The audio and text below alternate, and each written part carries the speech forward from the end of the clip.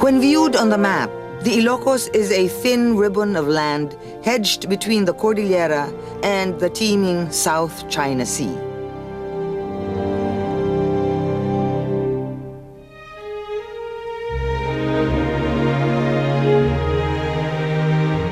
It is not an easy land from which to eke out a living.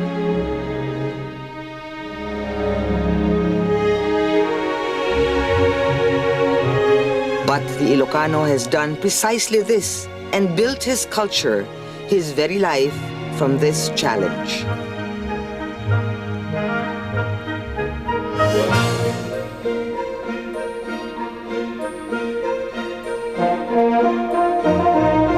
Bound to the land, he has grown his roots, reaped his fruits, and taken flight, building the unique character of the Ilocano, a character shaped by and constantly drawn to the land.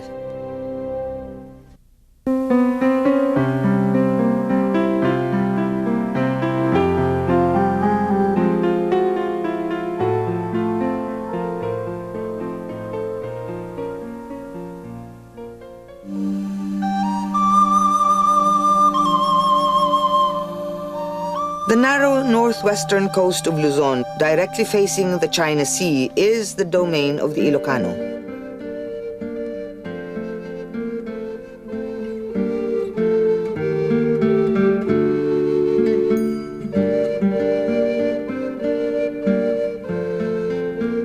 One writer has likened the Ilocos topography to a series of salad bowls rimmed by rolling hills on a cramped and narrow table.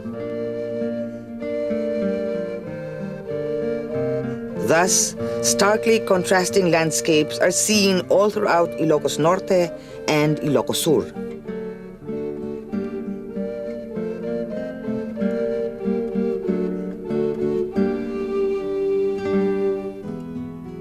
Nowhere is this contrast more dramatically captured than in the spectacular coastline of Ilocos Sur when seen from the Quirino Bridge.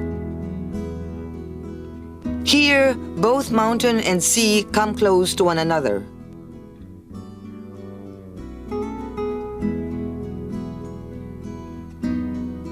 This dramatic juxtaposition contrasts mountain and open sea, highland and lowland, both recurring features of Ilocano life.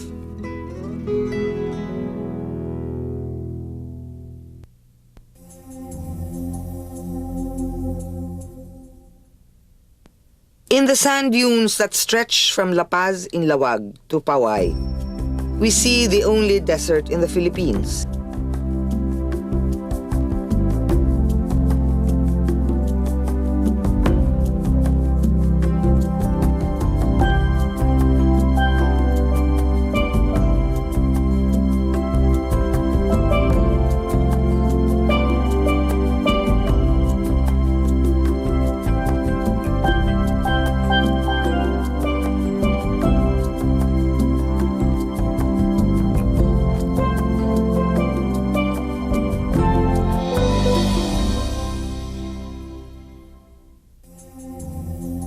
In Pagudpud, Ilocos Norte, another dramatic vista where limestone cliffs evoke an unyielding and eternal barren mystery.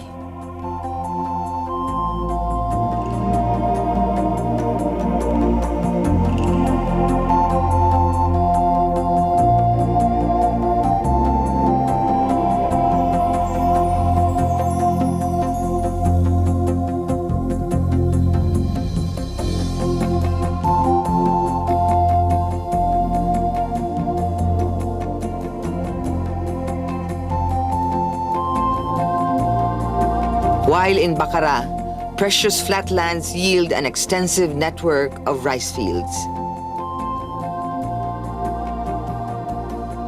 Here is another face of the Ilocos terrain, flatlands irrigated by rivers, and canals made by organized irrigation societies called sangheras, producing bountiful harvest, but demanding much careful work.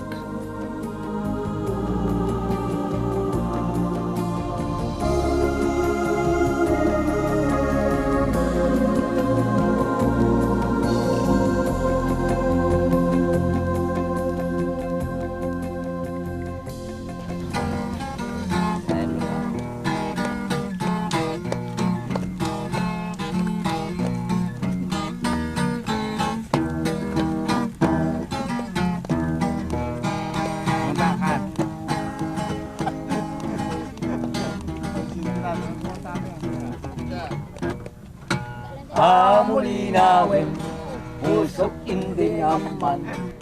Rooted in a land of such disparate features, the Ilocanos have developed their own language. Originally called Samtoy, our language here, it is today spoken throughout northern Luzon, from the Cordilleras to Pangasinan and Tarlac.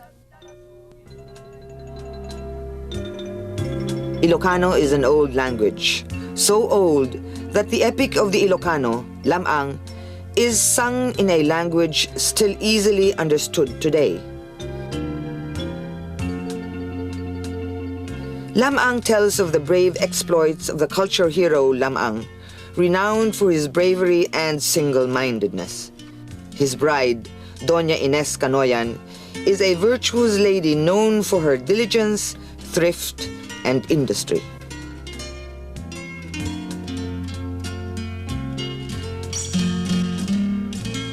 It might be said that, as with all culture heroes, Lamang and Ines Canoyan personify the values that have helped the Ilocanos survive in this land. These are the traits of diligence and resoluteness, thrift and industry, courage and perseverance. These traits which have allowed the Ilocano to cultivate his roots in the land and harvest the fruits.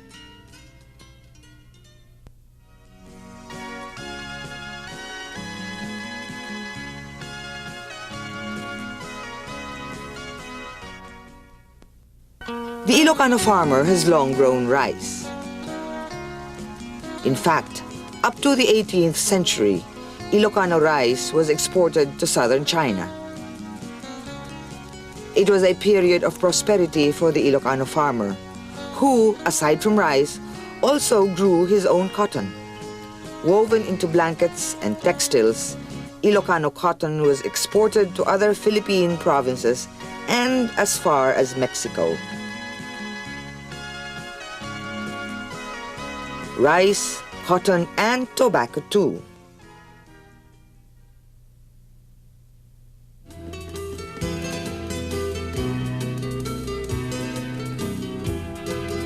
The latter introduced as an industry by the Spanish to create added revenue for the colony.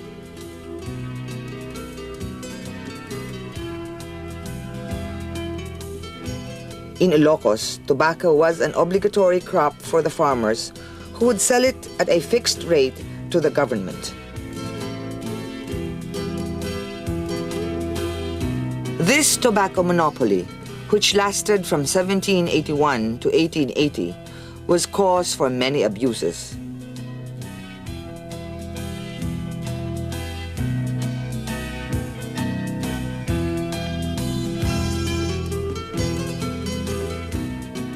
But it also gave the Ilocanos a staple crop that is still grown today.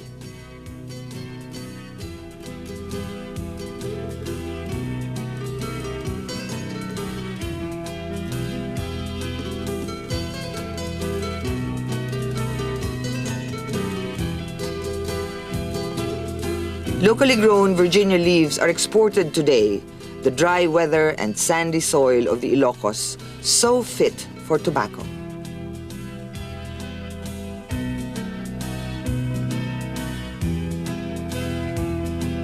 While these three crops have long histories in Ilocos, one bumper crop was introduced only in the latter half of the 20th century.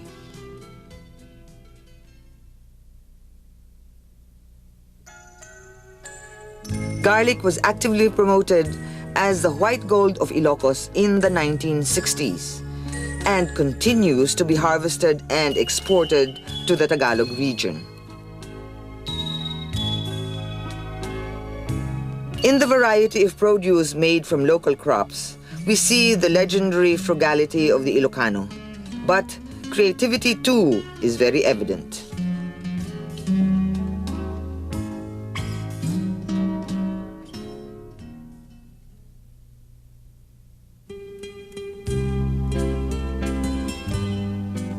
Salt is made by boiling salt water into stalactites called patented. From these stalactites, one takes exactly what one needs by simply breaking it off.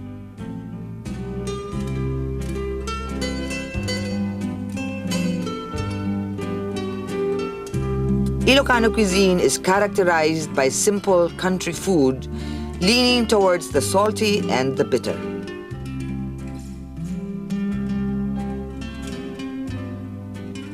We taste this in the staple pinakbet, a stew of vegetables.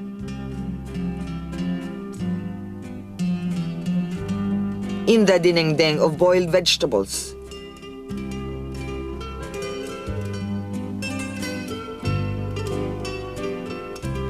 In the bagong, in the bagnet or dried meat.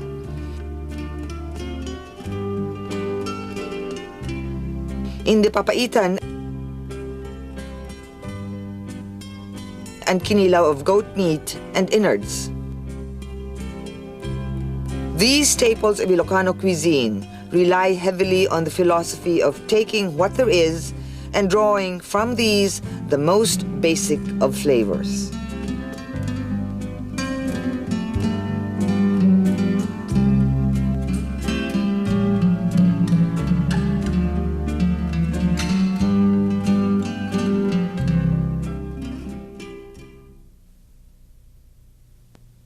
Even in the production of basi, or native wine, the Ilocano does best with what he has.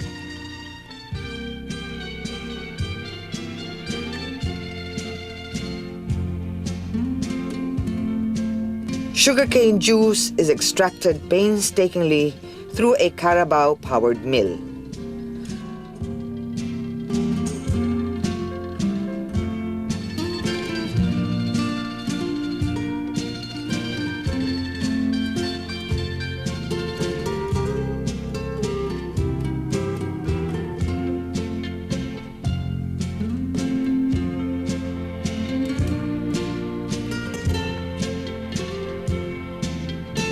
The juice is aged to create the Ilocanos' beloved wine.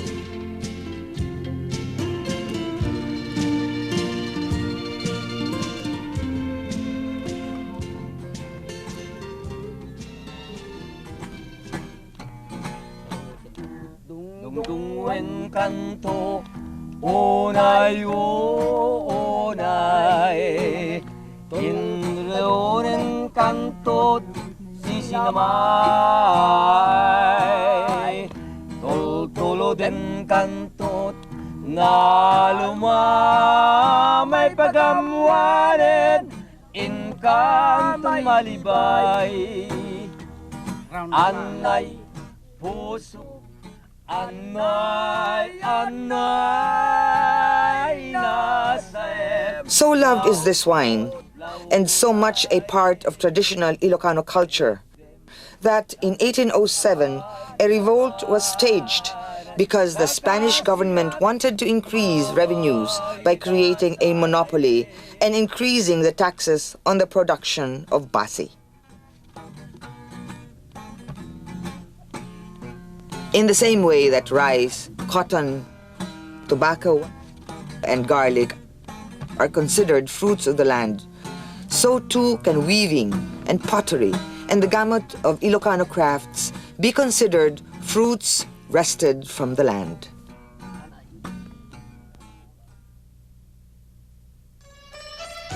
Weaving is in itself both an industry and art form. The backstrap loom was introduced in Ilocos, and with it, the Ilocano weavers developed their own tradition and industry.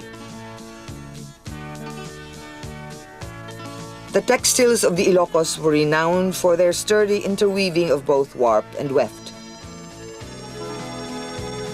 It is even said that the sails of the Spanish galleons were woven in the Ilocos. It was only the introduction of cheaper machine-made British fabrics in the 19th century that caused the decline of the Ilocano weaving industry. But weaving is too deeply embedded in Ilocos for it to have been forgotten.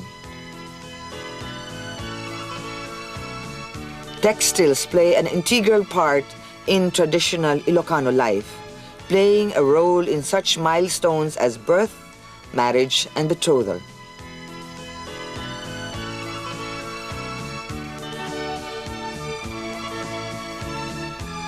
The Ilocano weaving tradition even traveled to the Cordillera, most notably to the Tingian of Abra. Today, many so-called Tingian designs can be traced to the Ilocos weaving tradition. The varied repertoire of the Ilocano weaver, revived once more in the past decades, uses many traditional designs once associated purely with Tingian.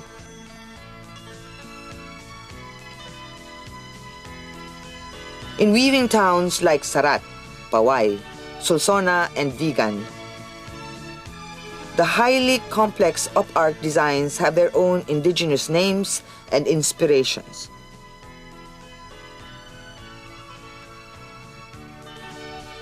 Sinasabong, made flower-like.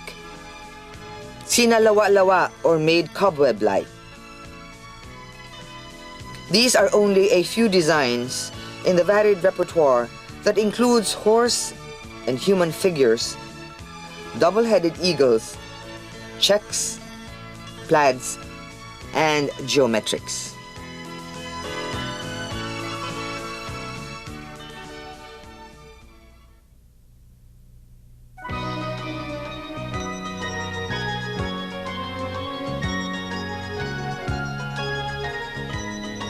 In pottery, the Ilocanos have created a jar of such universal simplicity and elegance.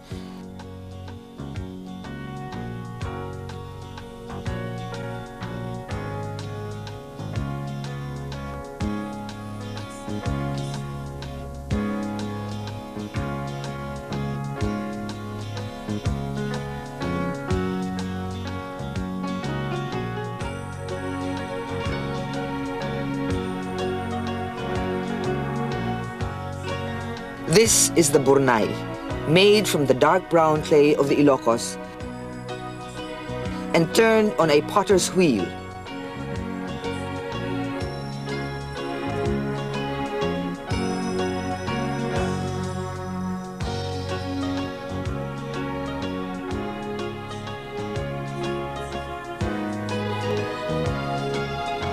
It is a high-fired ware that can hold water, bagong, and other liquids.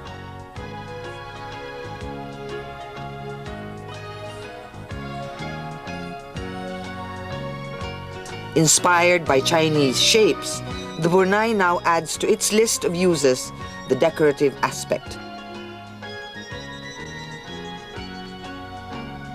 At Pagburnayan in Vigan, it is decorated and embellished with motifs borrowed from pre-Hispanic pottery making. The once purely functional burnay, now an art object.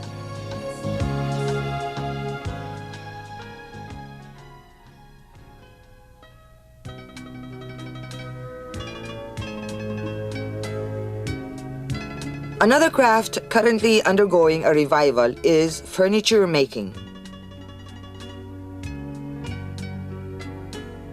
The Ilocano style is comparable to solid simplicity of shaker furniture. Gallineras, comodas, and almarios, once typical of every Ilocano home, are now reproduced and find a place in even the most modern homes. If the fruits of the loom and the potter's wheel are enjoying a vibrancy,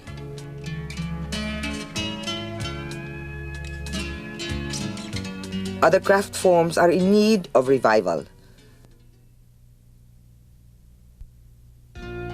such as the jewelry making that once distinguished the town of Bantay.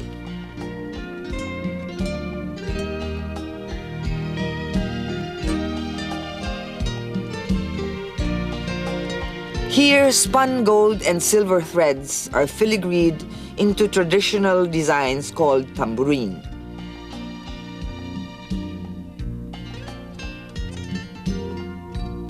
Perhaps newer designs should be introduced in order for this delicate filigree to survive.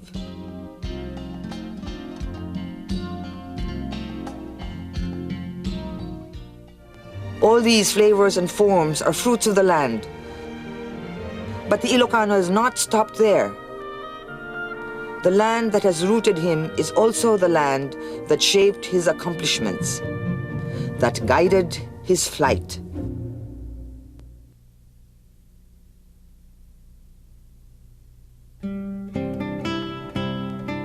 In two Ilocano cities, Vigan in Ilocos Sur and Lawag in Ilocos Norte, we see how the basic elements of Ilocano life soared into the level of gentility and refinement.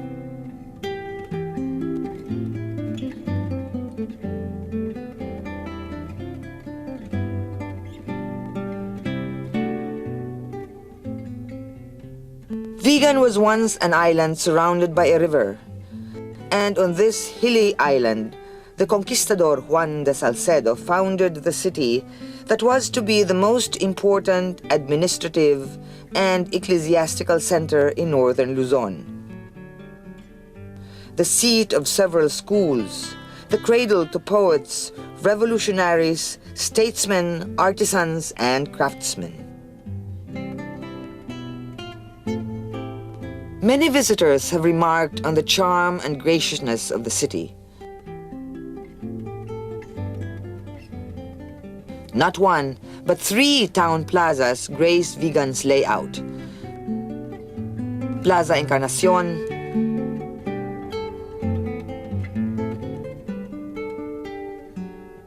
Plaza Burgos,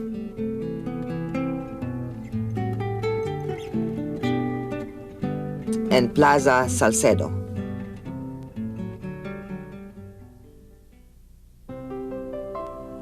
On Plaza Salcedo stands the Cathedral of the Conversion of St. Paul.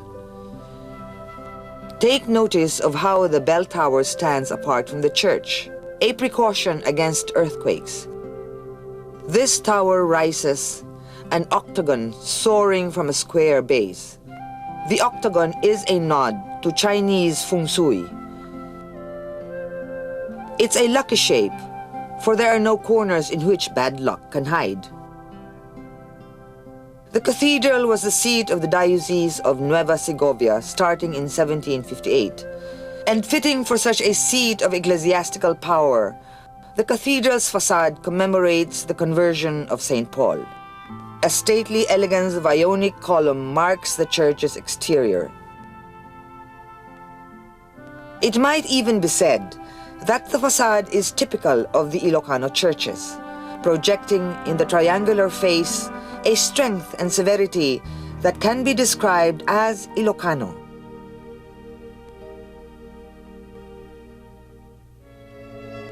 The Archbishop's Palace is the only remaining late 18th century ecclesiastical palace in the country. This stately residence once had a garden to the rear, leading to the river from which ships could dock. But that was back in the days when Vigan was truly an island.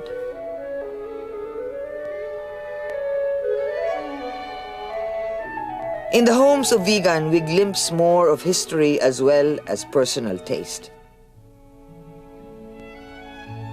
The Burgos house was the birthplace of the thinker and reformist whose execution would so move the young Jose Rizal. This ancestral home is now a museum of Ilocos Sur.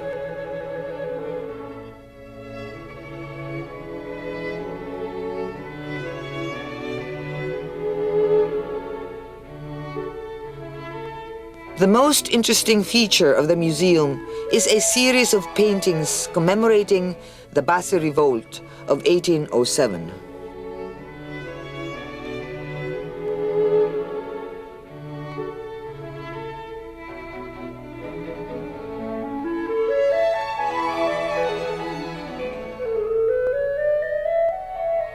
In the Kema home, we see one of the few complete sets of traditional furniture, both in the sala and the bedrooms.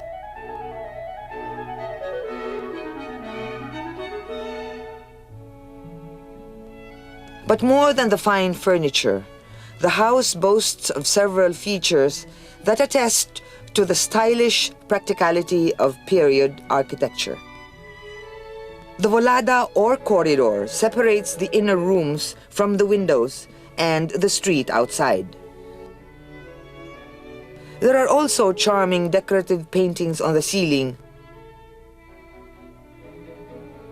as well as simple decorative flourishes on stair posts and doors.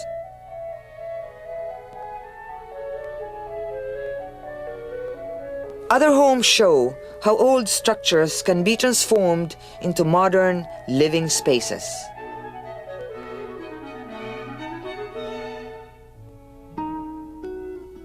The home of Marjo Villanueva was once a zaguan.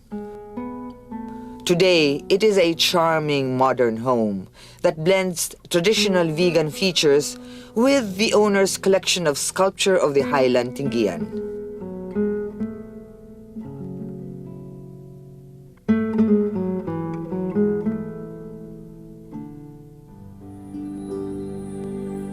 In the home of furniture designer and craftsman Jomar Villanueva, we see samples of reproduction period pieces.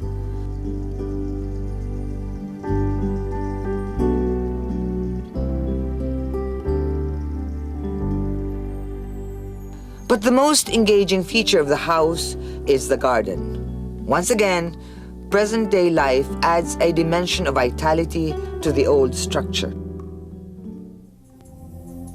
In Villa Angela, a typical 1850s vegan house is transformed into the city's most charming hotel. The brick walls plastered with lime coatings,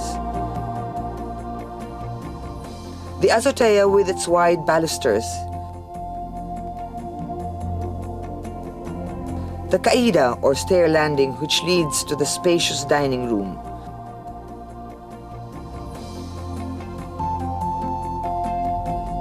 the four-poster beds, and suites of furniture, all are backdrops which give modern visitors a feel of vegan.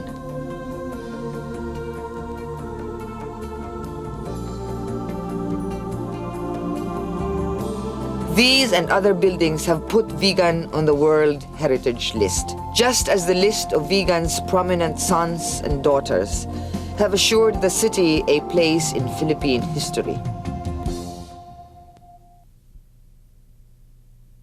Just outside Vigan, 3 other churches are worth visiting.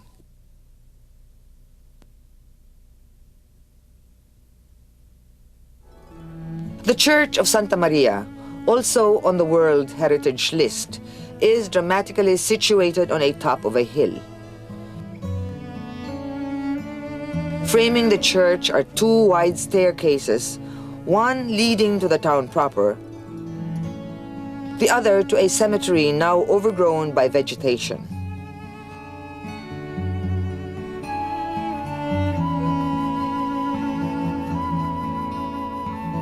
The Church of Santa Maria, like most other churches in Ilocos and the Visayas, function both as a community center as well as fortress from which marauding slave ships could be sighted. Thus, this church blends both elegant detail with sturdy, militant air. Simple stone buttresses move rhythmically to protect the structure against earthquakes. Like the Vigan Bell Tower, the Santa Maria Bell Tower stands apart from the main church.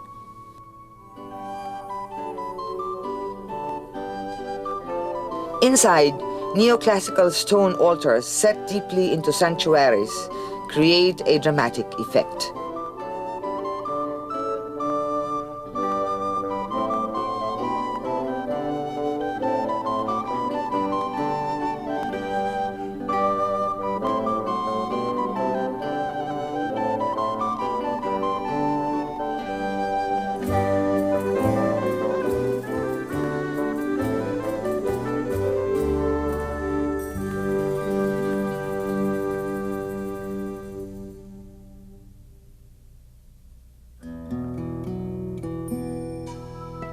In the Church of Santa Lucia, the santo of the patroness of those afflicted with eye problems is still very much revered.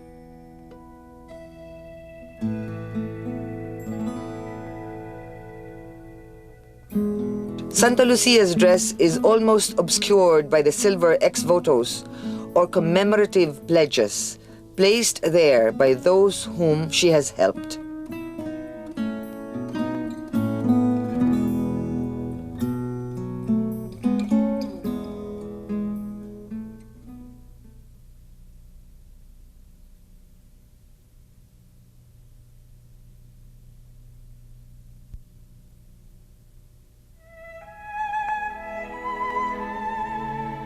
In Magsingal, the church features an outstanding Rococo altar.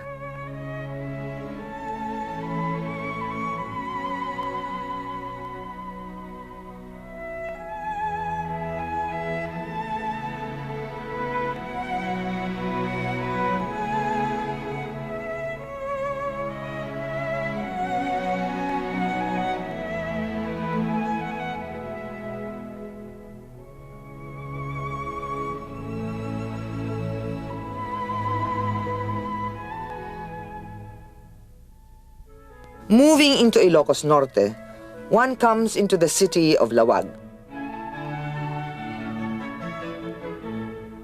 Ilocos was divided into two provinces, Norte and Sur, at the turn of the 18th century. Lawag, which denotes brightness or brilliance, became the capital of Ilocos Norte.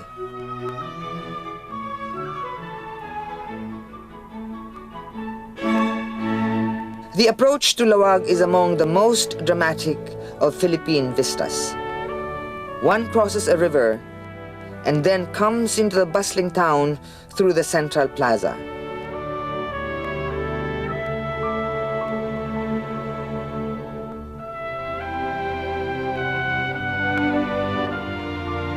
In front of this, the Capitolio.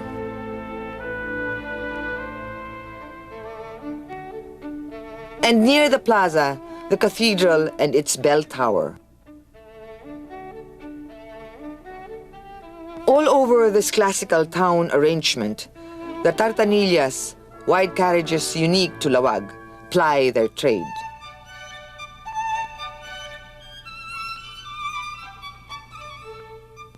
The cathedral is dedicated to Saint William the Hermit. Completed in 1700, it is very different from the soaring, elegant churches of Ilocos Sur. Here, a provincial gusto, a sturdy energy replaces soaring elegance.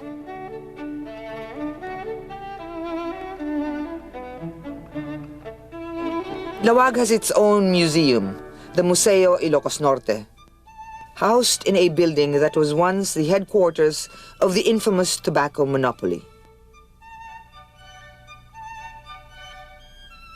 Here, the relations between the coastal Ilocanos and the Ilocanos of the plains and mountains is seen through different implements and farm tools.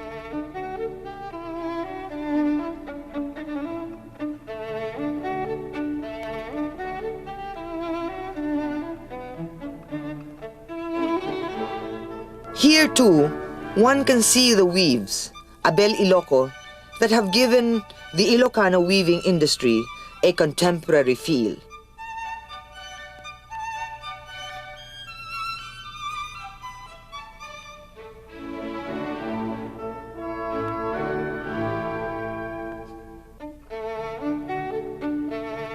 Like Vigan, Lawag seems to balance both past and present with a carefree nonchalance.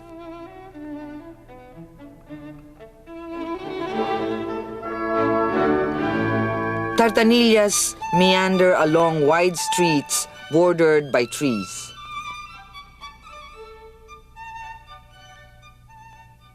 Outside Lawag, there are more sites which seem more firmly anchored in the past.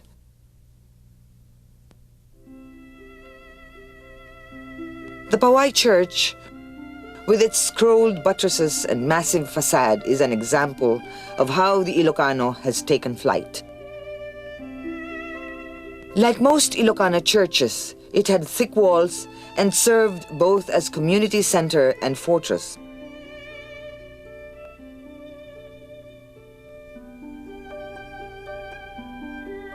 But no ordinary buttresses are these. They curve sensually, are topped by finials and embellished with scrolls.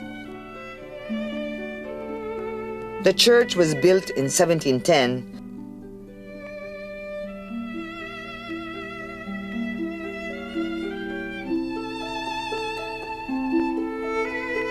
and was recently placed on the World Heritage Site list. Unfortunately, the ceiling collapsed in the 1930s, and the church interior has been stripped of so much of its decoration.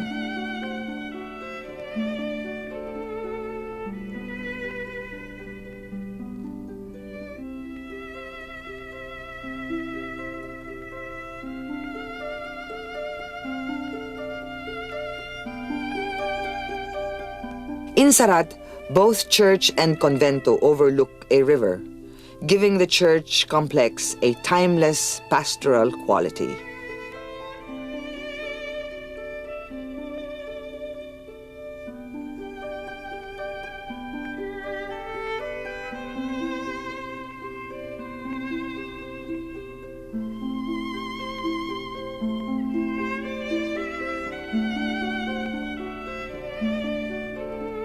Inside, the exposed timber roofwork enhances the air of a rough and rugged structure.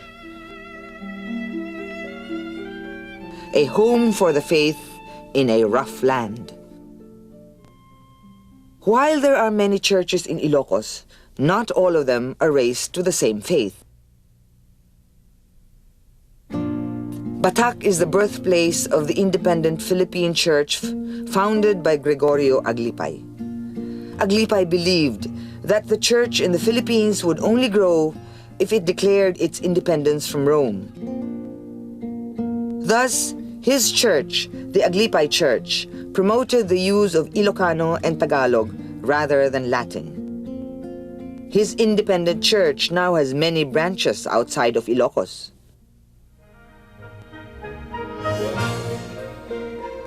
Indeed, it may be said that the Ilocos is home to many independent thinkers, artists, presidents, statesmen, all who have contributed to the flight of the Ilocano mind. And that may be the very pattern of Ilocano life.